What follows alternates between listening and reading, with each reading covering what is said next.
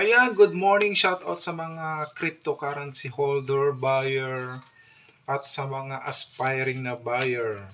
Ayan ha. So, syempre, ngayon pa lang yung nakikita nyo sa picture dyan, isang vendors yumaman dahil sa cryptocurrency. Ilalagay ko yung link sa ating vlog, baka sakaling makatulong sa inyo.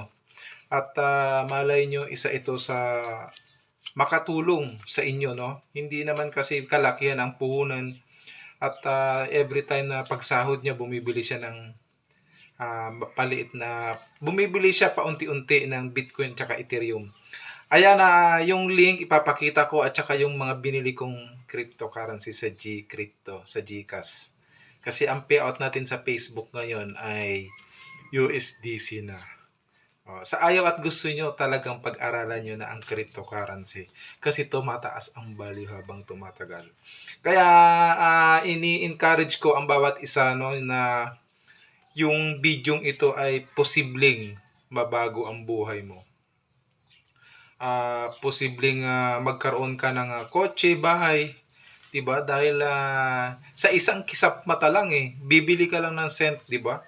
Yung Bitcoin noon ay nag-umpisa lang sa 0.003 dollar. Cent lang siya. 2009. Kaya yung mga cryptocurrency holder, pwede na kayong mag-aral sa Gcrypto, sa Gcash. Mag-comment lang tuturuan ko kayo. Sarap! Ay, gusto mo na bang yumaman? Sa maliit na halaga, bumili ka pa unti-unti.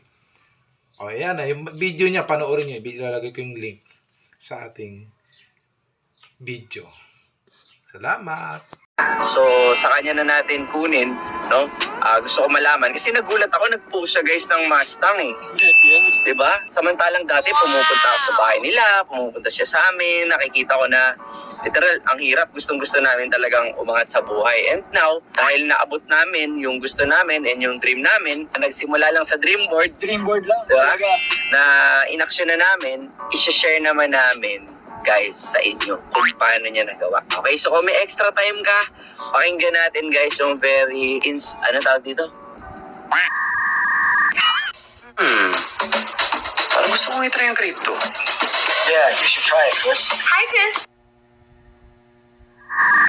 Very inspirational story ni Brother Romel from wala naging multi-million crypto billionaire.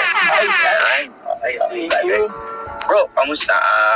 Paano ba nagsimula? Kasi lahat kami bro, takang-taka talaga Bigla ka na lang nag-boom, no? Talagang literal. So, nag-start to nung nalalaman ko yung crypto way back 2015. Ang Okay. trabaho ko pa noon is nasa Mang Inasal, Mang Inasal, ano ka dun? dishwasher. Dishwasher? Kitchen helper, mga ganun. Around. Okay. So, yung parang katrabaho ko doon, nire-research ko na siya, nakikita ko sa internet, paano ba to? Paano ba kumikita dito? Oo. So, sa dishwasher, sa akin plato, nasa 380 per day. Bulacan rate 380 per day. per day. Okay. Yung sinasahod ko doon. Alright. So, with that, tuwing sweldo, naglalaan ako ng certain amount, nga 20% na, 30% na sahod ko, sa iba pa masahe ko pa, pangakain ko pa. Oo, so parang nagtatabi ka na kasi nga may nakita kang Opportunity. Yung maliit lang na opportunity Oo. na yun na nakita ko para kasi ako talaga sobrang taas ng pangarap. Alam mo naman ako. Nagsimula tayo sa dati. Pangarap lang meron tayo. yes, literal.